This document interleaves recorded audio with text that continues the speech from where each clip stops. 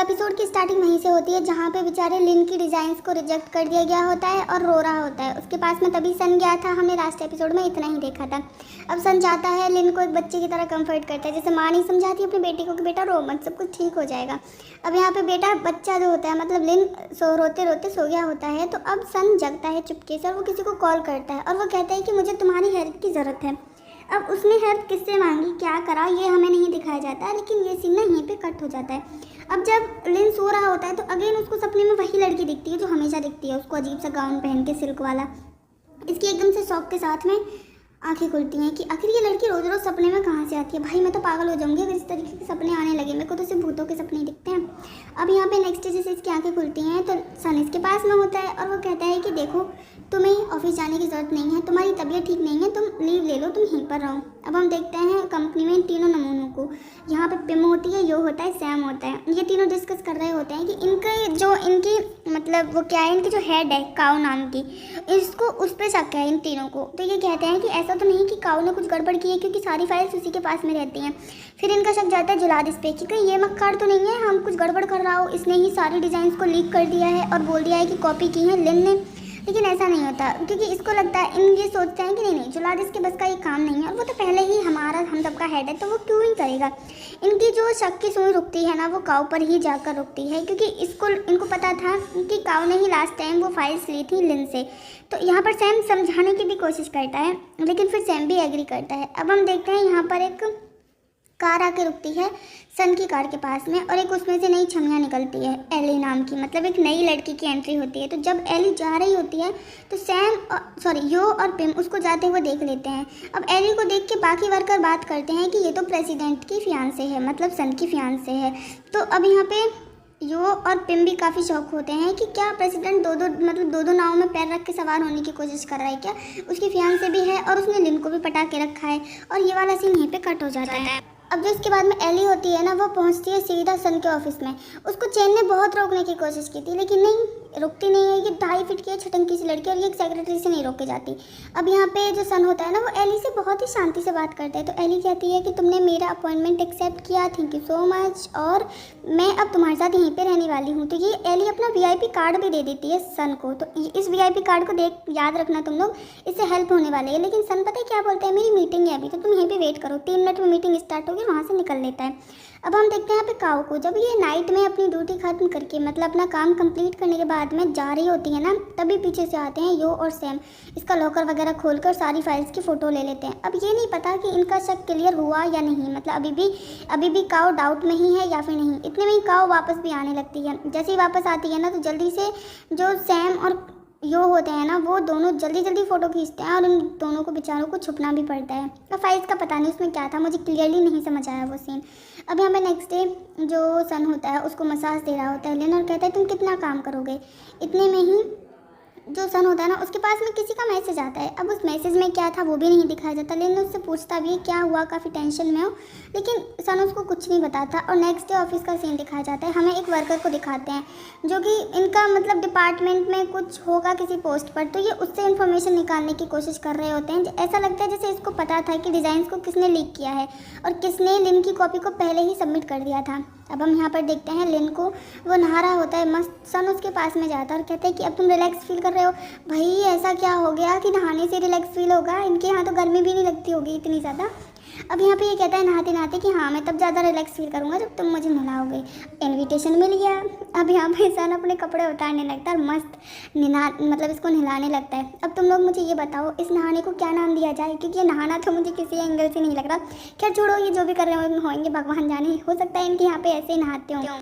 अब इसके बाद में हमें नेक्स्ट डे का सीन दिखाया जाता है। जो यो पिम और सैम दोनों बात कर रहे होते हैं यो और पिम। तो जब ये दोनों बात कर रहे होते हैं ना, तो इन दोनों को देख के बोलता है सैम कि तुम दोनों क्या बात कर रहे हो, मुझे भी तो बताओ, आखिर मुझे हक है जाने का। तो यहाँ पर यो कहता है ओ प्लीज़ तुम जानकर करोगे ही क्या।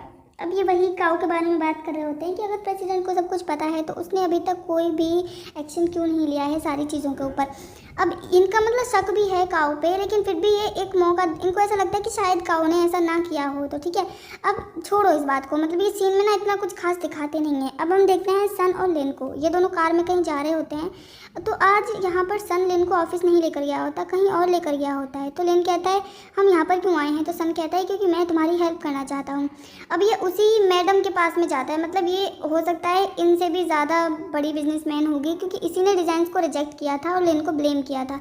अब ये ना उसी वीआईपी कार्ड को दिखाता है। तो ये औरत कहती है कि ये वीआईपी कार्ड तो मेरी ग्रैंड डॉटर का है, मतलब ये एली की दादी है। तो यहाँ पे सन खेल गया, मतलब सन ने एली का यूज़ किया और वो लिन की हेल्प करेगा।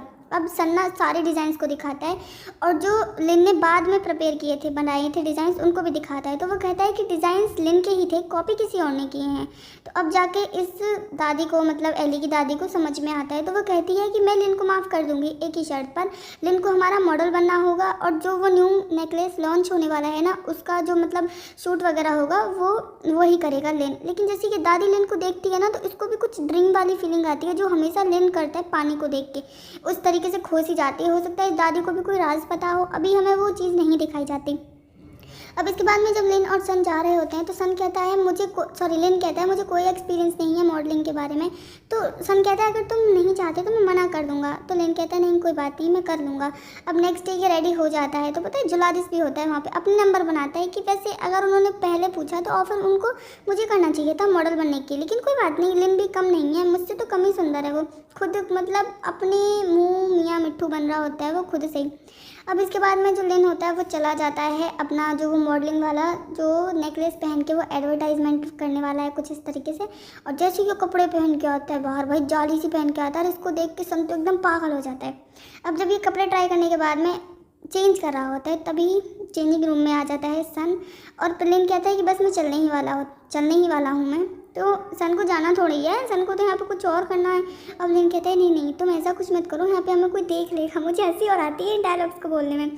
तो सन कहता है नहीं कोई नहीं देखेगा, और इनका मस्त यहीं पे चेंजिंग रूम में कर लेते हैं ये सब कुछ। अब इधर हम देखते हैं सैम को, ये होता है सन के रूम में, सन के ऑफिस में। तो ये कॉल करता है सन को, अब सन रिसीव नहीं करता, इतने में बाहर से इसको अपनी माँ की आवाज़ आ जाती है। जो सैम होता है ना, वो अपनी माँ को देख के सोफे के पीछे छिप जाता है और बस वेट करने लगता है कि माँ किसी तरीके से चली जाए। इतने में ही सेक्रेटरी आता है, वो कहता है कि सन अभी आने ही वाले होंगे वो सर, क्योंकि उसको भी पता था कि सन लिन के साथ में लगा पड़ा है। इतने में ही सन आता है और वो कहता है अपनी माँ से कि आप यहाँ पर क्या कर रही हैं। तो वो कहती हैं कि मुझे तुमसे बात करनी है, लेकिन मुझे ये भी जानना है कि सैम का कुछ पता है कि तुम्हें। इधर सैम जैसे ही नज़र बचती है ना, वो चुपचाप दरवाजे से निकल जाता है, लेकिन जब दरवाज़ा बंद होता है उस आवाज़ को सन की माँ सुन लेती है और कहती है क्या हुआ, और बाहर आ जाती है। इधर सैम जल्दी से पहुंचता है यो के पास में, पूछने लगता है इसके क्लोज होकर क्या कर रहे हो, मैं तुम्हारी हेल्प करूं। अब यो को काफ़ी अनकंफर्टेबल फील होता है, वो कहते हैं नहीं तुम दूर रहो, मैं अपना काम खुद ही सही कर लूँगा, मुझे तुम्हारी हेल्प की कोई ज़रूरत नहीं है। अब सैम कहता है ठीक है। अब ये बैठ जाता है वहाँ पे। इतने में आती है इसकी माँ और वो सैम को देख लेती है कि वो काम कर रहा था। अब जैसे ही बोलती है सैम तुम खड़े हो जाओ, तो अब यहाँ पे कहता है जो कि सैम तुम सुनो ना, ये तुम्हें ही बुला रही हैं। अब सैम देखने के बाद में इग्नोर कर देता है अपनी माँ को। इतने में आता है जुलारिस। अब जुलारिस को नहीं पता था कि सैम प्रेसिडेंट का भाई है, दूसरा बेटा है इस मैडम का। तो ये कहता है कि अरे नहीं इसको 2 महीने हो गए, ये नया इंटर्न है, अगर इससे कोई गलती हो गई ना तो प्लीज़ इसको माफ़ कर दीजिए। और वैसे भी अब जब पता चलता है सैम की माँ को कि ये 2 महीने से सिटी में और मुझे पता ही नहीं है, इस कमबख्त ने मुझे कॉल भी नहीं करा, तो ये कहती है देखो अपनी माँ का ऑर्डर फॉलो करो और चुपचाप मेरे पीछे पीछे आ जाओ मीटिंग रूम में। तो अब जैसे ये पिम और लिन को पता चलता है कि हैं माँ, ये माँ बेटी हैं दोनों, सैम अब तक हमें धोखा दे रहा था। अब सैम सोचता है अबे यार कितना गंदे तरीके से भांडा फूटा है मेरा। अब सैम वहाँ से चुपचाप चला जाता है। जुलारिस तो अभी तक शौक में ही है कि भाई इस कंपनी के सारे अजीब अजीब लोग, ये प्रेसिडेंट और सीईओ के क्या क्या निकलते हैं, इस मैडम के बेटे ही निकलते हैं। और पता है जब इसके बाद में जब इसको पता चलता है तो ये अब अगेन अपने नंबर बनाने की कोशिश करेगा जुलारिस। अब ये अपनी माँ के पास में जाता है सैम। तो इसकी माँ कहती है कि तुम आखिर मुझे कॉल क्यों नहीं करते, हाँ क्या तुम मुझे बिल्कुल भी मिस नहीं करते। तो सैम पता है झूठ बोलता है, कहते हैं मैंने आपको बहुत मिस किया लेकिन मैं काम करना चाहता था। तो अब यहाँ पे सन इसकी साइड लेता है, वो कहता है कि इसे ब्लेम मत कीजिए, बस मैं चाहता था कि ये चीज़ों को एक्सपीरियंस करे एक नॉर्मल पर्सन की तरह, इसे किसी भी बिना कम्फर्ट के इसको पता होना चाहिए कि काम कैसे किया जाता है। अब इसकी माँ इसकी बातों में आ जाती है। अब सैम कहता है अपने भाई से हेल्प मांगता करता है कि भाई प्लीज़ मुझे बचा लेना, ठीक है। अब यहाँ पे सैम को ना प्रोडक्शन का हेड बना देता है, मतलब अब इसका भी प्रमोशन हो गया।